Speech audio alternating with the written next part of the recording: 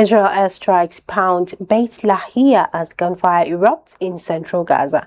Australia blocks Russian embassy bid near parliament in legal defeat. Turkey mourns as 20 soldiers die in military plane crash in Georgia. A UN flags Nigeria, Mali as global hunger hotspot. Good afternoon, welcome to The World in 30 Minutes on Politics and Business Television. I'm Fatima Abubakar Oyibo. Many thanks for joining us. Details of this news story and more content to come after the short break. Stay with us.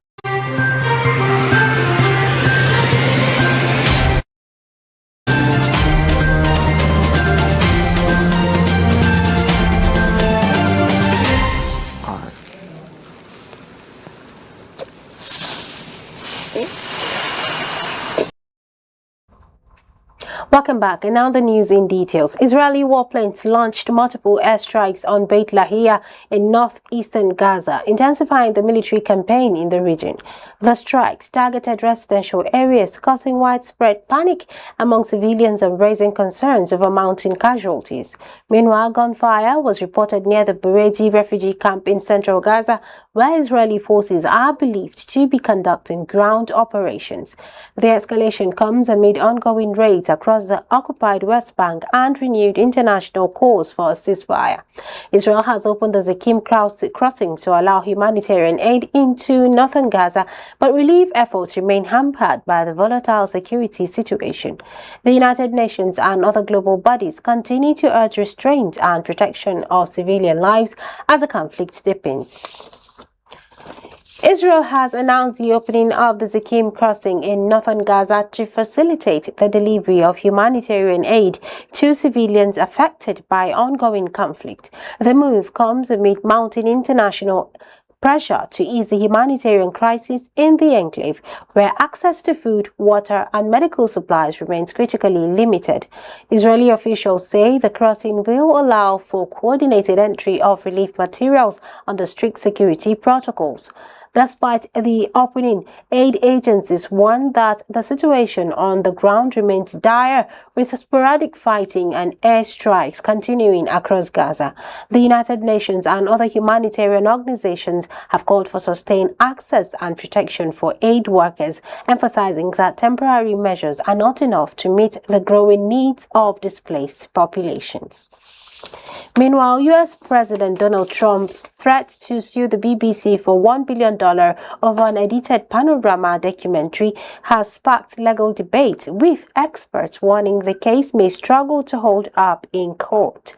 Trump's lawyer alleged the program falsely implied he incited violence ahead of the January 6th Capitol riot, but media analysts say the lawsuit faces legal tripwires, especially if the documentary wasn't aired or accessible in Florida, where the suit is expected to be filed. Under Florida defamation law, Trump must prove the broadcast caused additional serious harm to his reputation and was available to viewers in the state. The BBC has acknowledged an error of judgment in the documentary's editing and issued an apology, but maintained its commitment to journalistic integrity. Legal observers suggest Trump may be using the lawsuit to rally political support, though a courtroom victory remains uncertain. In the meantime, Russia has lost a high-profile legal battle to construct a new embassy near Australia's Parliament House in Canberra. The Australian High Court upheld the government's decision to cancel the lease, citing national security concerns. Prime Minister Anthony Albanese had earlier described the proposed site as a clear and present risk, prompting swift legislative action to reclaim the land. The ruling marks a significant diplomatic setback for Moscow, which had challenged the cancellation as unlawful. Australian officials maintain that the move was necessary to safeguard sensitive government operations. The Russian government has condemned the decision, calling it politically motivated, while Canberra insists the matter is closed. Meanwhile, Ukrainian defense forces have pulled back from 5 settlements in the Zaporizhia region following relentless Russian attacks. Military officials confirmed the withdrawal from Novouspennivske, Nove Okonite, Uspenivka, and Novomykolaivka, citing over 400 artillery strikes per day and the destruction of defensive shelters as key reasons for the retreat. Heavy fighting continues in nearby areas including Rivnopilia, Solodke, and Yablukov. The situation in southeastern Ukraine has significantly worsened, with Russian troops reportedly advancing deeper into the contested zones. Analysts say the so-called grey zone around Zaporizhia has expanded, raising concerns about further territorial losses. Ukrainian commanders stressed that the tactical withdrawal was necessary to preserve personnel and regroup for counter-offensive operations. Well, Turkey's Ministry of Defense has confirmed the tragic loss of all 20 soldiers aboard a military transport aircraft that crashed in Georgia. The plane, en route to a joint training exercise, went down in mountainous terrain under poor weather conditions. Rescue teams reached the wreckage hours later, only to find no survivors.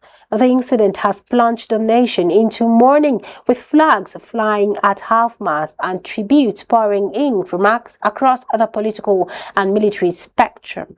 President Recep Tayyip Erdogan expressed deep sorrow over the loss, pledging full support to the families of the fallen and ordering an immediate investigation into the cause of the crash. Defense officials say preliminary findings suggest mechanical failure, but a full probe is underway. The tragedy marks one of Turkey's deadliest military aviation accidents in history. In Australia and Indonesia have agreed to a major upgrade of the bilateral defense relationship, marking what leaders call a watershed moment in regional security cooperation. The pact, approved during Indonesian President Prabowo Subianto's state visit to Sydney, commits both nations to regular consultations at the leadership and ministerial levels on security matters. It also lays the groundwork for joint military activities and coordinated responses to shared threats. Although the treaty will be formally signed in January, officials say it reflects a deepening strategic alignment amid growing geopolitical tensions in the Indo-Pacific. Australian Prime Minister Anthony Albanese emphasized the importance of mutual trust and collaboration, while President Subianto hailed the agreement as a step towards lasting peace and stability. The upgraded pact built on previous defense accords signed in 1995 and 2006. You're still watching The World in 30 Minutes live on Politics and Business TV. Still to come, India-Pakistan investigate twin capital blasts amid rising tensions. Stay with us.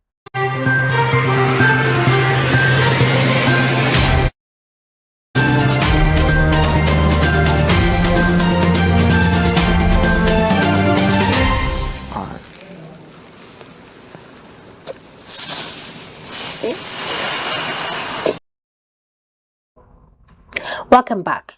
Well, authorities in India and Pakistan have launched separate investigations into deadly explosions that rocked their capitals within 24 hours of each other. In New Delhi, a car bomb near the historic Red Fort killed at least 13 people, prompting Indian officials to invoke anti-terror laws. Meanwhile, Islamabad's judicial complex was hit by a suicide bomber, leaving 12 dead and dozens injured.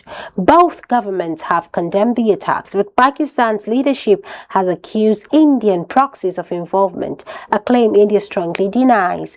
The rare back-to-back blasts have heightened diplomatic tensions between the two nuclear-armed neighbors. Security agencies in both countries are on high alert, with no group yet claiming responsibility. Analysts warn that without coordinated counter-terrorism efforts, the region could face deeper instability. International observers are urging restraint and coordinated bombing at Islamabad's judicial complex. Survivors recounted hearing a deafening blast followed by screams and confusion, with shattered glass and debris littering the area. One eyewitness said the explosion felt like the ground shook, while others rushed to help the injured amid fears of a second attack. Authorities have confirmed at least 12 fatalities and dozens wounded, with security forces cordoning off the site for investigation. No group has claimed responsibility, but officials suspect extremist elements may be behind the assault. The attack has sparked renewed concern underground rebel networks operating in major cities. The report revealed how the junta has deployed elite units to track, infiltrate and eliminate members of urban resistance groups accused of carrying out targeted assassinations and sabotage missions. These groups, often composed of young activists and former protesters, have emerged as a potent force in the post-coup resistance movement. The investigation includes testimonies, surveillance footage and leaked documents that detail the military's use of torture, extrajudicial killings and digital surveillance to suppress dissent. Analysts warn that this escalating urban conflict signals a dangerous shift in Myanmar's civil war, with civilians increasingly caught in the crossfire. International human rights organizations are calling for urgent accountability and protection for those resisting authoritarian rule.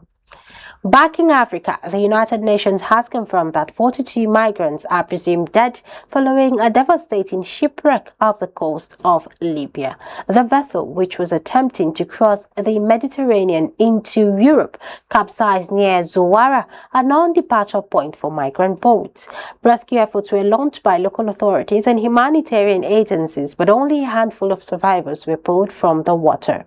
The International Organization for Migration, IOM, says the incident underscores the growing dangers faced by migrants feeling